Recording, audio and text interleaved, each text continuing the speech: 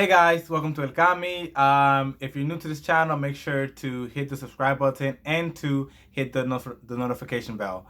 Without further ado, I'm gonna get started. Why am I wearing this awesome Brazilian shirt, Brazilian jersey? And that is because Brazil won the Copa de America today against Peru 3-1. Woo woo woo woo woo! So shout out to all my Brazilian friends. Much love. Behind the laundry, you guys know who you are, and Peru, I'm sorry, but there'll be a next one. But moving on, I guess I'll get to the nitty gritty onto what actually is this video about. So this video is about a book review. I'll be doing a book review on The War Against Boys by Christina Hoff Summers. I'm not sure if I'm pronouncing her name right, but yeah. So I'm doing a book review on this lovely book. I'll definitely recommend you guys to read it. I haven't done a book review on any books ever, so feel free to leave some comments or critique me on things I can do better or things you like or dislike. So, and a heads up that I will also be looking at my notes because it's impossible to like memorize a book review or like things about a book without having notes. So if you see my eyes wander off, it's not because I don't know where the camera is, but because of I also don't know where the camera is, but because I'm looking at my notes. So I guess I'll begin why I picked up the book, The War Against Boys. And honestly, what pulled me in was the title itself, like The War Against Boys. And I picked this book out at the library, so I wasn't like at Barnes and Noble. Like no one got that. Well, I don't have that type of money to just be going and buying in books. Like if it's grocery shopping. So I do recommend to go to your local libraries and take advantage of that. So more about the title. So The War Against Boys. What intrigued me was like, war against boys. Like what war and why particularly boys? And also being in academia or being in college and going into my last year, I've been exposed to a lot of theories and a lot of discussions and dialogue of the situation at hand in terms of how gender constructs have been in place and social hierarchies and things of that nature. So I wanted to know more about is this about that, or is it like a new epidemic disease that is only targets male or only targets boys? But to my surprise, it was far from that. I guess not in the biological way, or not in like in the health hazard way, but more in terms of like the political discourse and politics in general. But this book also draws into some permanent and not permanent, but some side effects that affects the boys or the men in terms of maturity or development as they progress through their years and as they navigate through different spaces. So a little bit about the author also. Christina Hoffman, she's an author. She got her PhD from Brandeis University. Shout out to Brandeis Posse. And she's the mother of two and also a wife. So, and she also an author of this other book called Who Stole Feminism. I don't know, but make sure to check it out if you're interested on knowing the answer to that. Furthermore, some questions that I begin with when I was like, how do I do like a book review? It's like, who's the reader? I mean, who's the targeted reader? So doing the research and finding out that she is a mother of two and a wife, I assumed that her reader or her targeted reader is for mothers, or I guess, I mean, I read it and I'm not a mother, as you well see.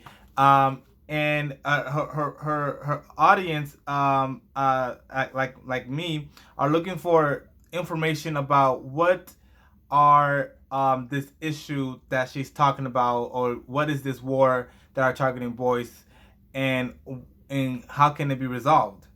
I definitely loved her style of writing. So I was expecting to be filled with jargons and filled with like a whole bunch of statistical information that couldn't be condensed into like or it couldn't be readily accessible for people who are not as immersed in this study.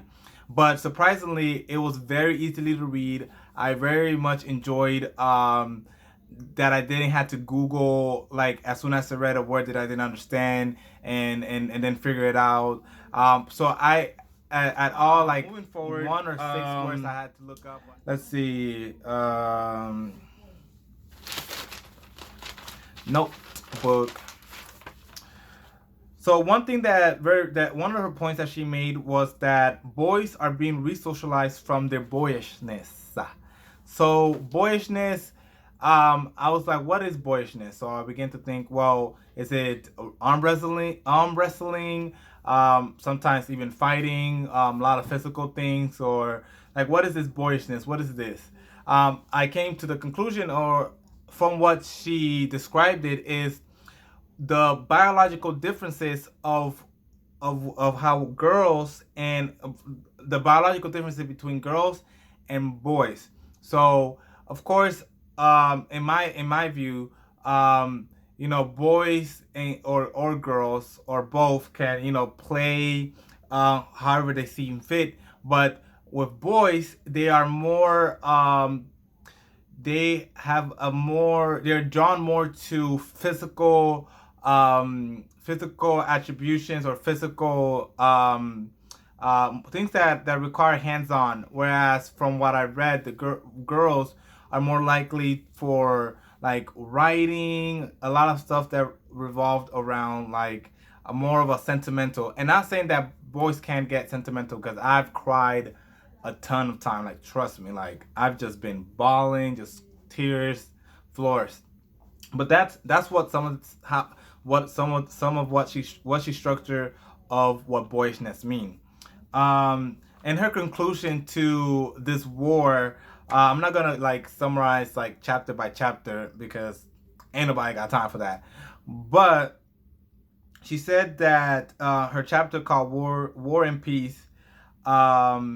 She thinks that the best solution is titled The Great Relearning. In hindsight, meaning that there needs to be a critical reset button. Well, not reset, well, exactly a reset button to undo a lot of what has been established to re-socialize boys into not permitting for their true being to be heard or to be noted. And now many of you may say, well, Edward or Cami, don't you think that males or boys or men have been historically positioned in terms of being the figurehead for centuries and centuries? Well, that is a good point that you can make, but we can also look at how the male and the woman, the male and the female, have coexisted together in this society, and how that has been evolving from the Paleolithic era to the modern day. So make sure to I'm no expert, trust me, to tell me your thoughts about the coexistence between how male and female have evolved to this day. So another point that she made that I find it very interesting was the educational aspect about how boys are being resocialized.